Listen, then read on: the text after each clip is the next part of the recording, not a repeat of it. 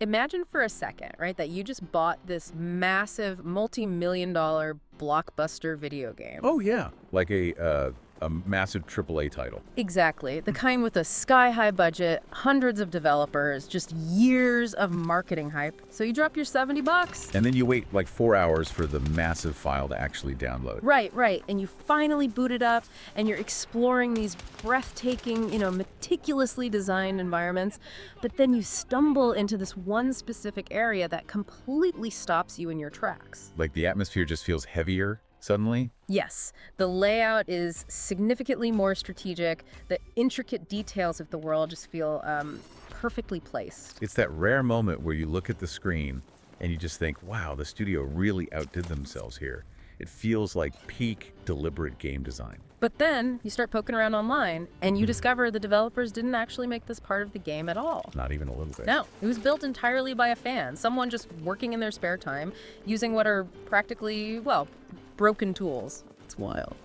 So welcome to the Deep Dive. Today we are immersing ourselves in the incredibly fascinating ecosystem of user-generated content, or UGC, within Battlefield 6. And specifically, we are looking at this legendary community-made map called Jungle Breach.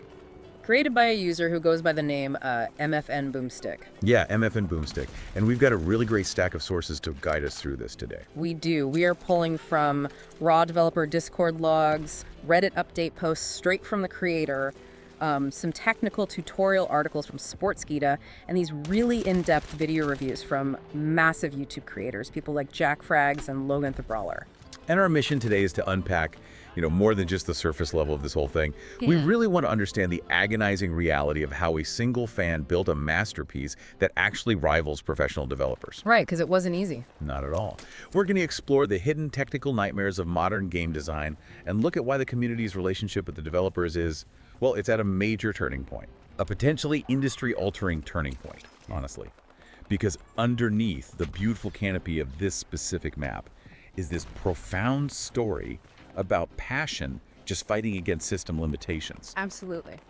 But to really grasp the magnitude of that fight, we should probably start by painting a picture of what this creator actually built. Yeah, I was totally blown away when I was looking through the developer Discord logs.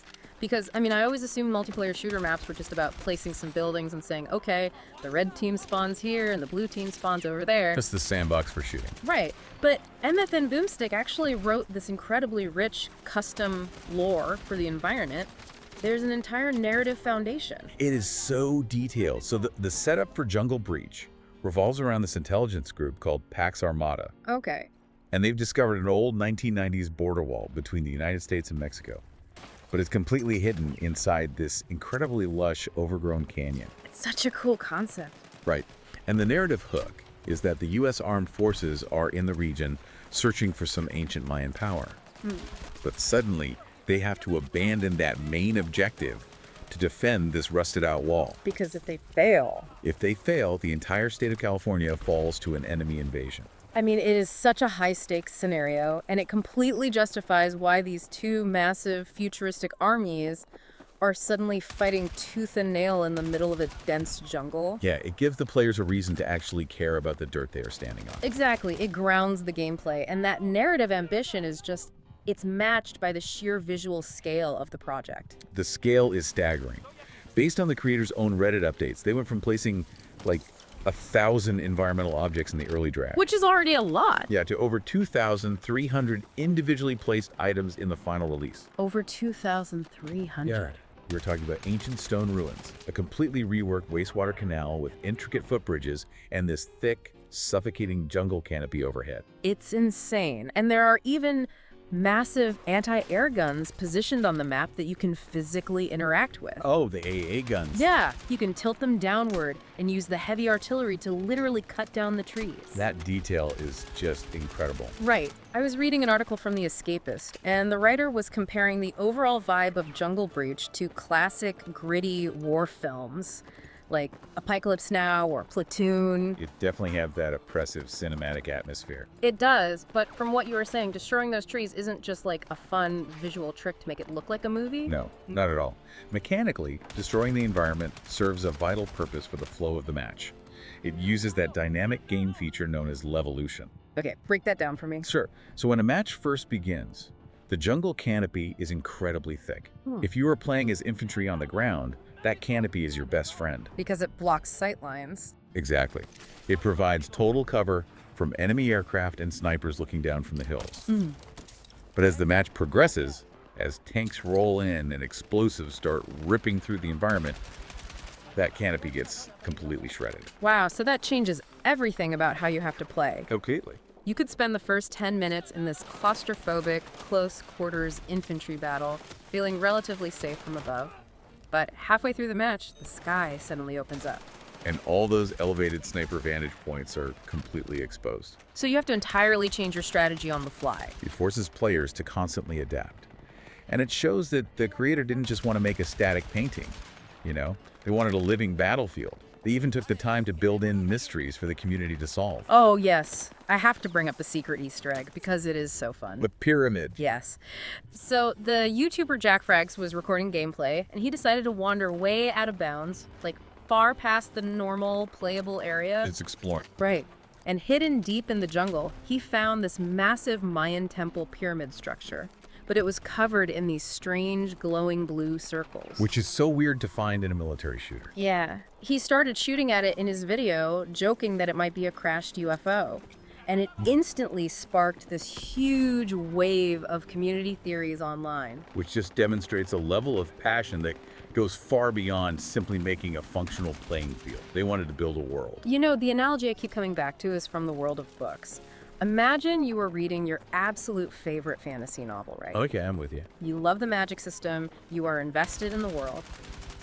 And then an obsessive fan of that book writes a bonus chapter. But they don't just write a slobby piece of fan fiction, they write a perfectly formatted, fully canon 50-page chapter that completely nails the original author's voice and deepens the lore of the universe. That's a great way to look at it. And they just give it away to the community for free, simply because they love the world that much. That is exactly what this is. But we have to remember that in a multiplayer shooter with dozens of people running around, the stakes of that bonus chapter are incredibly high. What do you mean by stakes? Well, map design is essentially the invisible hand that dictates the entire psychological flow of a match. Right. Every single rock boomstick placed, every bend in that wastewater canal, it was all engineered to create specific choke points. They had to build sightlines that give a sniper an advantage from one angle, but give a player with a shotgun a fair chance to flank from another. That sounds like a balancing nightmare. It is. Designing a space that doesn't instantly frustrate dozens of players simultaneously is something professional studios struggle with constantly. Which makes the fact that a solo fan pulled it off even more wild. But my understanding from the sources is that the tools they were given to build this were far from user-friendly. That is an understatement. Because I assumed it was like building with digital Lego bricks, you know, just drag and drop a tree, drag and drop a rock. That is the assumption a lot of people make. But the reality is an absolute technical nightmare. Oh boy. To understand how impressive Jungle Breach is, we have to look at the mechanics of the Battlefield portal itself. The developers released a tool set using the Godot engine. Godot, great. Yeah, and community creators have to download what is called a Portal SDK. For anyone unfamiliar, SDK stands for Software Development Kit.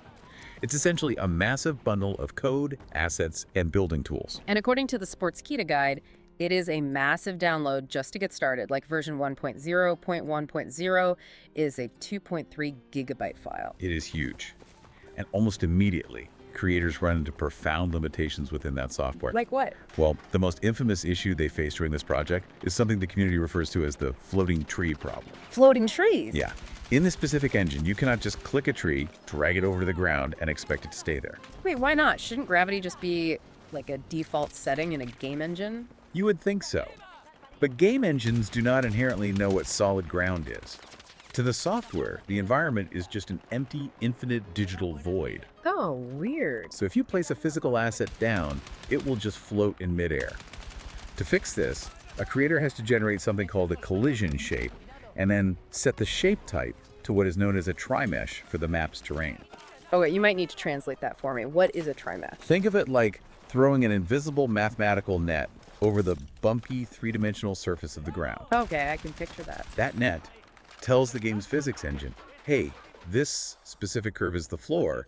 Things should stop falling when they hit this net. That sounds complicated. It is. Blech. And in the developer Discord, Boomstick noted that this tri-mesh process was incredibly buggy. Oh no. They described this agonizingly manual process where they would build out an entire section of the jungle, realize the collision net had failed, and everything was floating in the sky. So what did they do? They had to manually click and shift hundreds of individual trees, rocks, and walls down, piece by piece, just hoping they visually aligned with the dirt. I would literally lose my mind. That sounds like a form of digital torture. It really is. And if fighting the physics engine wasn't bad enough, the lighting system seems just as broken. Oh, the sky map issue. Yes.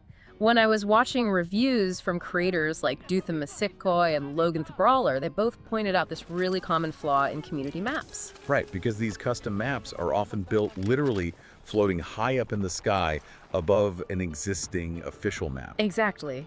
And because of that, the lighting gets completely washed out. Everything looks overly bright and just, well, completely unnatural. Which is a massive problem when you're trying to create the dark, moody, cinematic vibe of a hidden jungle canyon. Right. So I was reading through Boomstick's Reddit updates, looking for how they adjusted the lighting contrast or what spotlights they used to create those deep shadows. And what did you find? They admitted they had exactly 0 lighting tools available on the engine. Zero tool. None. There were no spotlights, there were no contrast sliders. They were completely locked out of manipulating the light. Wow. So how do you create a dark, oppressive atmosphere when the software refuses to let you turn down the brightness? This is the part that I think is pure genius. Since their only light source was the massive, unchangeable digital sun baked into the game's skybox, Boomstick mapped out the entire lighting scheme of Jungle Breach by strategically placing enormous canopy trees specifically to cast natural shadows. They just block the sun. Yes.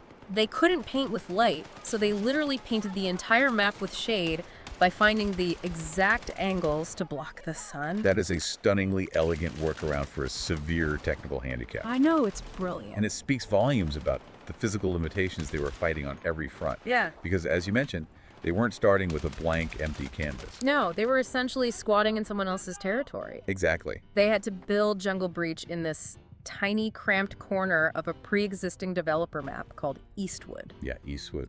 And Boomstick talked about having to carefully hide this massive, indestructible concrete wall that was already permanently baked into the Eastwood map. Because you can't delete official assets. Nope. And they had to build the jungle in a way that prevented players from seeing the edges of the world, because the original developers had just used cheap, flat, two-dimensional images of trees for the far background. The 2D sprites. Yeah, so they had to use real 3D assets to hide the studio's shortcuts. Game engines are notoriously hostile environments. They are complex, temperamental, and prone to breaking. To use my earlier analogy, it sounds like they are basically trying to build a delicate ship in a bottle, but the bottle is already full of concrete, the glass is warped, and they don't even have a flashlight. They are just using the shadow of their own hand to try and see what they are doing. That is a perfect description of what it's like.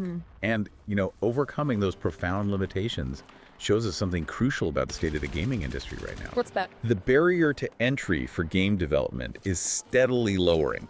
Yes, the official tools provided here were clunky, buggy, and incomplete, but raw creativity and sheer persistence allowed a fan to outshine those deficits. Right. It proves that the player community possesses the raw talent to build professional-grade experiences, even when the software fights them every single step of the way.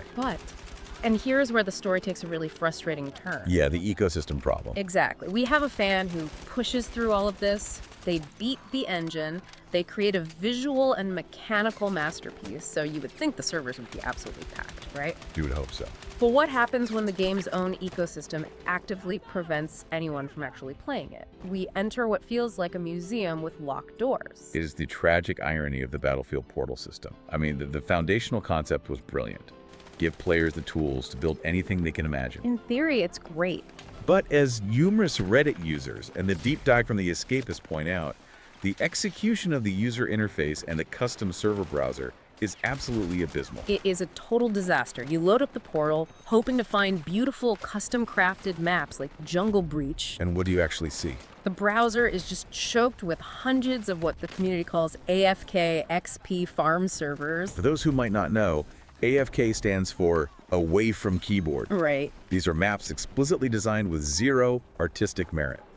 The creator just spawns the enemy team in a pit, allowing players to stand perfectly still, tape down the trigger on their controller, and exploit the game to endlessly harvest experience points while they go, like, watch television. Ugh, those were the worst. And this leads us straight into the core dilemma of modern live service gaming. The Escapist article highlights what they call the full XP problem. Yes, this is huge. Battlefield 6, like almost every major multiplayer shooter on the market today, relies entirely on a battle pass system. It is an economic model built around constant progression. Exactly. The entire loop of the game is designed to keep you on a treadmill. You play matches to earn XP, which slowly fills a progress bar. And that bar unlocks stuff. Right.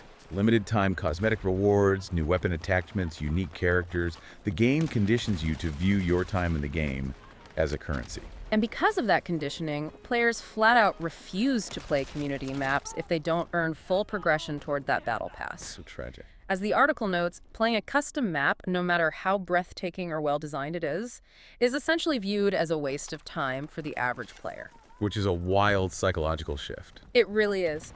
I want you to think about your own gaming habits, or really any hobby you enjoy.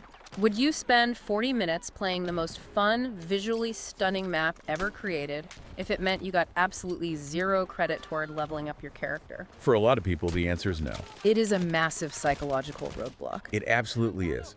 Over the last decade, the industry has slowly conditioned us to value the external reward of playing over the internal joy of the act itself. That's a great point. A game studio can develop the most robust UGC engine in the world.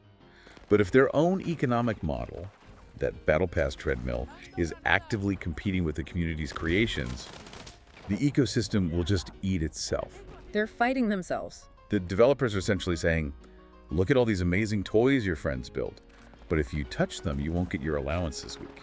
Man, that is bleak. And let's say you are the rare player who genuinely doesn't care about the XP. You just want to experience Jungle Breach for the art of it. Nope. You jump into a server and you hit another massive wall. The technical lag. Ah, yes. The server limitations. Jack Reggs was showing gameplay of Jungle Breach in his video, and he is getting terrible rubber banding. His character keeps running forward and then violently teleporting backward. Yeah, that issue stems from how the developer allocates resources to community creations. The custom portal maps are restricted to running at a 30 Hz tick rate on the servers. But the official ones run higher. Yeah, whereas the official developer-made maps run at 60 Hz. Could you break down what tick rate actually means in this context? Because I hear that term thrown around a lot. Definitely. Think of tick rate as the heartbeat of the server. It is the number of times per second the game server updates and synchronizes what is happening for every single player. Okay. A 60-Hz server updates 60 times a second, which makes movement, aiming, and shooting feel incredibly crisp and accurate. Smooth gameplay. Right. But when you slash that in half to 30 Hz, the server is only updating 30 times a second. It physically struggles to keep up with the fast-paced actions of the players. Which causes the rubber banding. Exactly. It results in that choppy, delayed feeling. So the community map might be visually superior, but it is fundamentally handicapped by the lower-tier servers the publisher provides for it. It just feels like roadblock after roadblock, bad tools, a broken server browser, an economy that punishes you for playing, and laggy servers. It's a miracle anything gets played. But from the immense friction of this entire system, we actually get a resolution. A pretty uplifting one, actually. Yeah. The community rallied around Jungle Breach so passionately that the developers simply had to pay attention. The turning point arrived when an Electronic Arts community manager, who goes by the handle Hope. Oh, right, Hope. Yeah, they publicly responded to footage of Jungle Breach on social media.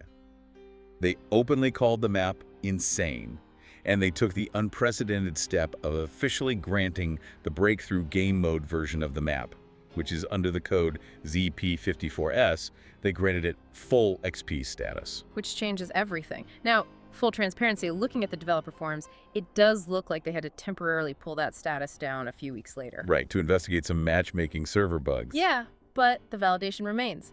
The studio looked at a fan-made creation and stamped it as an official progression earning experience alongside their own work. And we need to recognize that this moment isn't happening in a vacuum. As Jack Fraggs astutely reminded his viewers, this is a cycle we have seen before in the history of this specific franchise. Oh, the old modding days. Yes. Way back in the early 2000s, there was a legendary mod for the game, Battlefield 1942, called Desert Combat. It completely transformed a World War II shooter into a modern combat simulator. And it was so incredibly well made that the developers at the studio didn't just praise them on social media, they literally hired the modding team. Yep. And that group of fans went on to help create the sequel, Battlefield 2. Precisely. Historically, the modding community has always been the lifeblood of innovation in PC gaming. Yeah. But what is happening right now with these Portal SDK tools is taking that historical precedent to an entirely new level. Because fans aren't just making pretty maps anymore. Exactly. They are manipulating the core logic of the game itself. Yes. We have to talk about this because it completely blew my mind. There is a creation by a user named Kakito. Code ZUKP7. Right. They didn't build a massive jungle, they built a custom firing range. Now, the official firing range provided by the multi-million-dollar studio is, well, it's fine. It serves its basic purpose. It's standard. But Kakito built something that pushes the absolute ceiling of what the engine can do. It features a live updating user interface directly on your screen. Which is crazy to see. You can swap your weapon attachments, barrels, grips, ammo types in real time, instantly, without ever having to pause the game or open a menu. Which is an astonishing feat, because to achieve that, you cannot just place a physical object in the world. You have to dive into the SDK's visual scripting tools and essentially build custom logic loops. They practically recoded the game. They did. Yeah. They had to hijack the player's button inputs, Yeah. bypass the game's default menu system entirely, and force the engine to spawn new attachments directly onto the weapon model on the fly. I couldn't believe what I was watching. And they manipulated the AI bots, too. You can toggle their behaviors instantly. Yeah, from passive to aggressive. Right, you can make them stand still, crouch, or act aggressively where they actually sprint around the range and shoot back at you. Kakito even programmed a physical moving wall that you can adjust from 5 meters away to 50 meters away with a single click. Just so players can perfectly test the bullet recoil patterns of different guns at exact distances. A fan didn't just build a map, they essentially recoded the user interface to create a vastly superior training facility than the studio provided at launch. It represents a total paradigm shift. This proves that these toolsets are not just level editors, they are sandboxes for entirely new game mechanics. Yeah. The community is effectively acting as a massive, unpaid research and development department for the developers. They are prototyping quality of life features, optimizing user interfaces, and testing new ways to play entirely for free. It really makes you step back and look at the whole journey. We started with a fan dreaming up a 1990s border wall hidden in a digital jungle. They engineered it using fake shadows to simulate missing lighting tools and manually dragged invisible collision nets so trees wouldn't float in the sky. They fought against a broken server browser. And a battle pass economy that actively punished players for trying their map, all the way to earning official recognition and completely rewriting the rules of what the game's code can do with a custom firing range. It raises a profound question for all of us, really. Think about your own favorite hobbies, the communities you belong to, or the media you consume every day. Right. Where is the line between the consumer and the creator in your world? Because in this modern digital landscape, with tools becoming more accessible despite their flaws, that line isn't just blurring. It's being erased entirely. Exactly. I want to leave you with a lingering thought to chew on today. If passionate fans like MFN Boomstick and Kakito are now capable of building better environments, more intuitive user interfaces, and more engaging experiences than the massive, heavily funded studios themselves, what is the actual product we are buying when we purchase a AAA blockbuster? That is the million-dollar question. Are we still buying a finished, complete game from a master creator? Or, moving forward, are we really just buying a $70 game engine and a license to finish the work ourselves? It certainly changes the lens through which you view that multi-million-dollar blockbuster sitting on your hard drive. It absolutely does. Thank you so much for joining us on this deep dive. We will catch you next time.